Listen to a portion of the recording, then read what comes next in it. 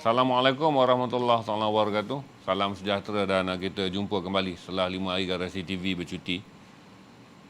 Saya ucap terima kasih pada semua yang still follow. Banyak story yang kita posting walaupun kita tak stream selama cuti 5 hari. Terima kasih kerana saudara follow. Saya adalah 5 story kita posting. Cuma satu tu mancing tu dia jadi macam Insta FB je. Kita up 24 hours kita drop sebab kita tak fikir dia perlu dipanjangkan. Terima kasih saudara yang follow story kepolisan yang dimuat naik oleh Syarif Kadir. Juga story 2 story Lolok yang saya buat naik sebagai warming up kerana besok malam kita akan ada tribute kepada Lolok. Saya ucap juga banyak terima kasih kepada mereka yang terus memberi sokongan pada Facebook Garasi yang duduk-duduk menanti debaran untuk mencapai 55,000 orang 500,000. Kita 55,000 dah kira banyak dah untuk kita punya YouTube. Dan saya rasa dalam minggu ni insyaAllah kalau tak ada arah melintang, harap Facebook kita juga boleh mencecah 175,000 minggu ni. Kerana hujung tahun saya target insyaAllah kalau tak ada arah melintang kita boleh mencapai 200,000 bagi Facebook dan 60,000 bagi YouTube. Terima kasih pada semua yang membantu kami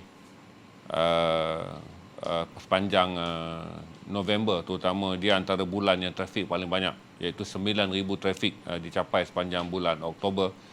Daripada 162,000 kita mencapai 171,000 pada bulan Oktober. Jadi itu antara bulan yang trafik paling tinggi. Yang saya fikir adalah trafik yang masuk kerana kita ada 2 sesi besar, iaitu ahli ekspedisi. Ramai yang masuk adalah peminat-peminat muzik yang lama tak tengok ahli perform. Dan juga adalah mereka yang minat dengan politik kerana kita ada trafik yang tinggi juga semasa mewawancara Tan Sri Mahyudin Yassin. Cuma besok tuan-tuan boleh sertai sesi dengan Lolok. Sesi bukan dengan Lolok, tribute untuk Lolok. Saya tunjuklah barang-barang yang menarik yang saya ada dan sepasang kasut ni yang saya rasa paling, dia ada 2 benda yang akan di-upkan besok yang menyentuh perasaan saya. Pertama adalah kasut Converse yang dia pernah pakai jumpa saya dan dia cerita tentang kasut tu, dia suka kasut tu. Nah, lepas tu satu lagi adalah spek kuning. Tu spek kuning Converse petak tu. Ini antara besok yang kita akan upkan untuk saudara simpan. Ini adalah Converse yang ni saya tak pasti, saya tak pernah tengok. Yang ni adalah Converse favorite dia. Ketika dia membelinya dan memakainya, dia bercerita dengan saya. Dia suka patches kasut Converse ni. Sebab dia bukanlah seorang yang kaki memakai. Dia Lolok ni, dia memakai ni ala kadar. Dia ialah zaman saya dengan dia tu manalah kita orang ada duit nak beli barang mahal-mahal. Tapi ini antara barang yang dia beli yang masih disimpan, tapi kata keluarga dia besok lepas dia bukanlah jual. Kita panggil siapa yang sudi untuk menyimpannya kerana kalau keluarga ni tak ada yang nak pakai. Jadi dua benda ni akan ada. Dan satu ada spek kuning yang saya pernah jumpa dia pakai. Saya rasa saya jumpa dia pakai ni di Istana Budaya, spek kuning. Jadi ini buatkan saya ingat pada dia ada satu, saya tak pasti saya hadir untuk konsert apa. Saya rasa saya hadir untuk konsert, saya tak pastilah, tapi nak kata Ahmad Jaiz mustahil. Tapi saya pernah nampak dia pakai spek ni. Jadi besok sebab kerana Lolok adalah lelaki berkacamata. Dia punya rabun yang sangat teruk. Maka kacamata menjadi sebahagian daripada identiti dia. Jadi besok ada 3 kacamata. Milik dia yang satu ni adalah Levi's. Cantik kotak dia ni. Kemudian ada saudara nak lirik besok. Yang paling menarik adalah lirik, tulisan asal lirik. Macam ni, ini adalah contengan sebelum dipindahkan kepada bar. Iaitu lagu Kacip Terlabit. Ini dia ada ori manuskrip yang ada pada saya ni. Lagu Kacip Terlabit daripada Tom Spider. Kemudian ada setengah tu kita baru nak cari je lagu ni apa. Satu tadi saya dah jumpa dah. Lagu yang lirik asal yang dia tulis di atas kertas-kertas contengan ni. Saya tak pasti apa respon saudara. Saudara tentang respon apa. Ini adalah barcode cara dia mengirakan bar. Ini adalah bar. Dum dum dum dum dum dum dum. Kita kira bar dulu. Selalunya bila kita nak tulis lirik, kita dapat melodi, kita akan tanda macam ni. Tadan tadan. Tadan tadan tadan tadan tadan. Kita kira bar kita masuk. Tadan tadan. Aku suka kau pergi bila mau pulang. Itu kita masuk. Ni cara dia mengira bar. Dia kira bar mengikut melodi yang telah dihantar oleh komposer kepada dia. Dia buat bar dulu. Kemudian daripada bar ni lah dia kira. Kemudian barulah dia mencari konsonan ataupun suku kata yang mencukupkan dengan bar. Jadi ni semua ada ni. Antara satu lagu lagi yang selain daripada ada dekat sini yang saya dapat cari tadi adalah lagu yang dinyanyikan oleh Comel. Itu antara lirik-lirik terakhir yang dia tulis. Besok saya akan detailkanlah benda ni. Kalaupun saya tak mungkin lock satu. Katalah macam ni Kacik Telabik ni semua dah tahu. Ini adalah teks asal.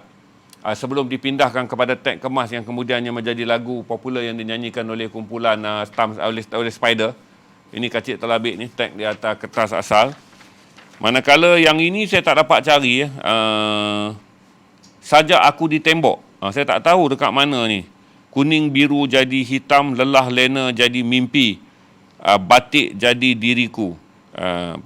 Kemudian batin malam sinar jadi bayang, rentak nadi jadi wayang, akan lara jadi hujan, wajah jiwa jadi air.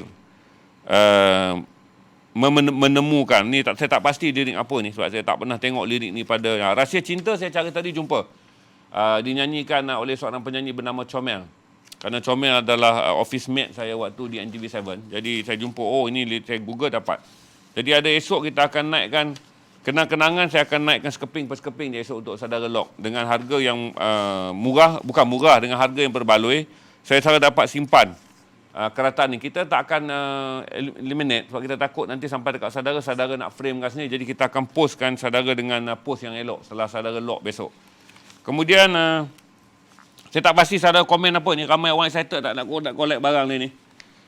Selain daripada saudara boleh chip in ke sepanjang konsert di mana saudara boleh mendengar lagu-lagu Lolok yang dinyanyikan kembali oleh kumpulan Kodok Ireng ni, Amal dan juga kawan-kawan dia. Kemudian saya bawa seorang rakan, waktu saya lawak 80-an tu bersama dengan Lolok ni, kita adalah grup waktu Lolok pun belum siapa-siapa melepak je. Jadi kita ada grup 4 orang. Salah seorang tu saya tak dapat jemput, saudara Hamidi, kerana dia sibuk. Kerana Hamidi sekarang adalah editor akhbar Roket di AP. Kemudian kita ada Abang Jo Hamid. Dia sudi datang besok. Jo Hamid adalah pengarah seni untuk banyak filem-filem yang saudara lihat. Semua filem-filem UA Haji Sa'ari, pengarah seninya adalah Jo Hamid. Jo Hamid adalah rakan serumah Lolok dan juga Lolok menubuhkan band pertama bernama Rastari bersama dengan Jo yang akan datang cerita besok. Kemudian kita ada Amal lah yang akan menyanyi lagu-lagu daripada Lolok. Sambil tu in between saya akan jual barang-barang termasuk koleksi buku-buku dia. Kalau saudara nak tengok buku-buku yang Lolok baca, kan, kalau saudara berminat, ini antara buku yang kami sama-sama ada. Ini adalah Halimunan Live Elixir. Dulu semua orang baca ni. Ini terjemahan Lolok, dia boleh membaca terus dalam bahasa Inggeris. Tapi saya rasa buku ni mungkin dia dapat daripada koleksi kerana dia cari Ralph Ellison. Dulu ni tak ada zaman ni, tuan-tuan. Nak dapatkan buku Inggeris, kita hanya boleh pergi ke Bangsa je, ada kedai buku terpakai. Zaman tak ada Amazon, tak ada pembelian online. Jadi saya rasa oleh kerana dia tak pernah baca Ralph Ellison dalam tulisan Inggeris, maka dia telah membeli dalam bentuk terjemahan bertajuk Halimunan yang diterjemahkan oleh Zulkifli Ahmad. Ni semua orang baca pada era Ralph Ellison mula dikenali sebagai penulis yang patut dibaca. Kemudian adalah buku-buku dia yang unik-unik, yang kerana dia membaca banyak dalam Inggeris, kerana first language dia adalah Inggeris. Lolok pada satu masa berfikir pun dalam bahasa Inggeris. Cuma lama dia datang Malaysia tu, dia mula vocab dia bagus dalam bahasa Melayu. Kerana sebelum tu vocabnya banyak dalam bahasa Inggeris. Jadi Janet Frame. Jadi besok ada buku dia yang saya akan jual juga pada saudara. Jadi itu antara item yang besok saya akan lepaskan bagi membolehkan kita meraih dana untuk membantu keluarga Lolok. Tapi saya buat show ni tanpa mahu menyeret keluarganya. Cuma saya minta kepada isterinya kalau ada benda yang rasa-rasa tak nak simpan, nak bagi peminat simpan. Jadi ini antara isteri dia kata, ya kalau simpan pun dah tak ada siapa nak jaga kan. Jadi besok saya akan lock untuk saudara ambil dan saudara simpan sebagai kenang-kenangan. Tapi untuk saya secara peribadi, Converse Patches tu saya ingat dia datang dan bercerita kasut dia pakai masa tu, kasut tu masih fresh. Dia macam saya, pergi kedai kasut beli terus pakai sebab malas nak bawa kotak. Jadi kita malas nak bawa kotak.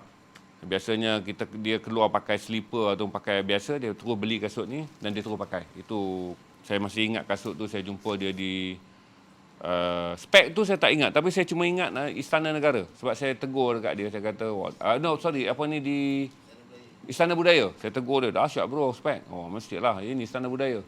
Gua datang Istana Budaya mestilah pakai Istana Budaya punya style. Sebab saya akan ingat beberapa karakter yang saya temu di Istana Budaya. Tapi ramai yang dah meninggal. Mamat Khalid ada cerita dia bila jumpa di kantin Istana Budaya. Kemudian Khalid Saleh pun ada cerita dia bila jumpa di kantin Istana Budaya. Lolok pun ada cerita dia spek tu. So besok saya akan naikkan. Apa respon dia orang semua ni? Tak sabar nak membeli ke besok? Ada yang kata kalau boleh tak hari ni open kan? Tak dapat. Saya janji besok. Besok kita nak cleankan kutipan chip in apa semua. Saya bagi harga yang mampu untuk saudara simpan. Harga yang mampu sebab saya masih mengharap barang-barang ni bukanlah sumber pertama untuk kewangan esok. Dia hanya nak menyerikan. Saya masih mengharap chip in, iaitu orang yang menderma dengan ikhlas kerana mengenang jasa Lolok selama hampir 20 tahun mengabdikan diri dalam industri muzik Malaysia dengan lebih 500 lirik yang beliau tulis, yang memberi sebahagian besar daripada lirik tersebut telah memberi impak yang besar kepada sejarah muzik Malaysia dari segi liriknya. Jadi kita chip in. Yang ni saya tak niat nak jual dengan harga yang mahal untuk collect duit sebab saya nak peminat menyimpannya je. Saya akan jual dengan harga mampu milik je. Tidak setara dengan nilainya pun. Cuma kita anggap kata yang kita nak adalah chip in, di mana semua orang menyumbang dengan mengingati bahawa bukan kita nak sumbang kerana kita nak dapat barang. Tapi orang kata visible. Secara visible, kita tahu bahawa kita menderma untuk keluarga yang ditinggalkan oleh seorang lelaki yang luar biasa, yang semasa hayatnya, pada usia yang telah pun orang lain anggap tak perlu memulakan. Sebab Lolok ni memulakan semuanya pada usia tetis. Dia dah 30-an. Daripada seorang loser yang datang. Besok kita akan dengar banyak cerita daripada seorang loser. Saya tak malu bagi tahu dia bekas banduan keluar, dan bila dia buat filem Merah tu, saya WhatsApp dengan Irwan kata setiap kali menonton filem tu, bukan filem tu yang aku tonton, ialah kerana bila semangatnya Lolok nak buat filem tu, walaupun dia telah jadi penulis lirik yang terkenal, dia kata gua mau bukti, ini filem gua mau bukti sama orang, bekas banduan boleh bikin filem, boleh gegar dunia. Masa dia nak buat filem mengenai Merah, itu skrip dia. Kemudian saya harap itulah yang dia boleh buktikan. Tapi walaupun dalam hidup dia pada zaman tu adalah orang menyembunyikan semua kisah. Kalau sekarang dia ada, mungkin dia boleh cerita kisah hidup dia. Bagaimana dia masuk ke Malaysia dengan menggunakan pasport Indonesia, menjadi buruh. Kemudian dia lama tuan-tuan, sebelum dia jumpa dengan M. Nasir tu, dia merempat dan mencari hidup dia. Dia pernah bawa si Irwan. Irwan ni dia malu sikit nak muncul. Tapi Irwan banyak menceritakan scene yang sebelum saya kenal Lolok. Tapi Lolok cerita dengan dia banyak. Satu hari dia kata dia jalan kaki pergi ke Lebuh Ampang. Lebuh Ampang pusing ke Masjid India. Masjid India balik pula ke Central Market.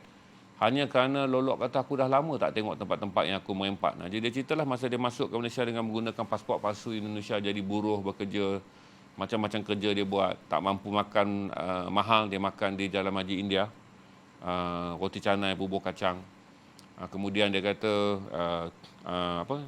tempat dia menjadi buruh, dia tunjuk bangunan mana yang dia pernah bekerja sebagai buruh kepada Irwan. Jadi besok Joe akan cerita satu frasa lagi, iaitu Lolok ketika tinggal di rumah bujang dan belum apa-apa. Bagaimana, siapakah Lolok? Kerana cerita Lolok masa popular, saya fikir dah banyak dah orang stream dan ceritakan. Tapi kita nak tengok sekurang-kurangnya menjadi kayu ukur kepada anak-anak muda. Kata Joe, kita inspirasikan anak muda bahawa dunia bukanlah milik orang yang ada ijazah yang tebal dan ada wang yang banyak untuk memodalkan perniagaan. Dunia bukanlah pada mereka yang keluar dengan memberitahu CGPA saya 4 flat, saya balik overseas. Atau orang nak bagi tahu bapak saya ada 500,000, atau orang nak bagi tahu saya ada kabel politik, saya dapat projek 1 juta. Tidak, dunia boleh dimulakan untuk mencipta satu yang luar biasa apabila anda hanya seperti seorang Lolok, orang yang pernah dilihat sebagai bekas banduan yang gagal. Tapi bagaimana dia datang dan mencari hidup dia. Tapi kalau kata Joe, yang paling current kali kata Joe, Lolok dalam hidup dia ni mencari Tuhan. Tulis lirik ke, buat filem apa semua adalah untuk menyambung hidup. Jadi bab-bab saya kata, Joe jangan cerita Joe, aku pun tahu banyak cerita pasal tu, nanti kontroversi. Jadi kita memilih untuk tidak akan cerita. Lolok mencari Tuhan tu kita tak akan mencerita. Besok adalah mencari lolok sebelum popular. Kita nak share dengan anda siapa lolok sebelum dia popular, kerana kalau saya pun ada banyak cerita tentang lolok mencari Tuhan ni, tapi saya tak fikir dia sesuai nak dikongsi dengan Stina Banjo pun setuju. Kita janganlah kongsi bab tu kerana takut nanti menimbulkan salah faham. Tapi bahagian diri lolok yang paling luar biasa adalah lolok mencari Tuhan. Ayat yang paling mudah lah. Tapi mungkin tak semua orang di Malaysia bersedia untuk mendengar cerita ni. Kita pun tak mahu timbul fitnah ke atas sahabat kita. Jadi kita cerita saja mencari lolok sebelum popular. Besok anda akan tahu siapa lolok sebelum dia menjadi seorang yang ikonik dalam dunia penulisan lirik. Sumbangan dia dalam dunia filem juga ada titik dia melalui filem-filem yang dia lakonkan ataupun filem yang memang dia hasilkan. Dan dia juga mempunyai, sayanglah kita nak buat stream ni pula abang Muhammad Khalid pula tak ada, kerana dia dan Mak Khalid dan Abang Syarifuddin seorang lagi ada di Seremban juga, seorang yang reserve. Kalau saya panggil Abang Syarifuddin pun dia tak boleh nak bercakap. Mereka adalah tulis tugas waktu nak buat Maknoku Syairi, nak buat The Velvet, cerita-cerita di mana Muhammad Khalid memulakan drama-drama perioda dengan membawa musical tahun-tahun 60-an dan 70-an dalam bentuk drama sebelum Muhammad Khalid melebarkan drama-drama komedi komiknya.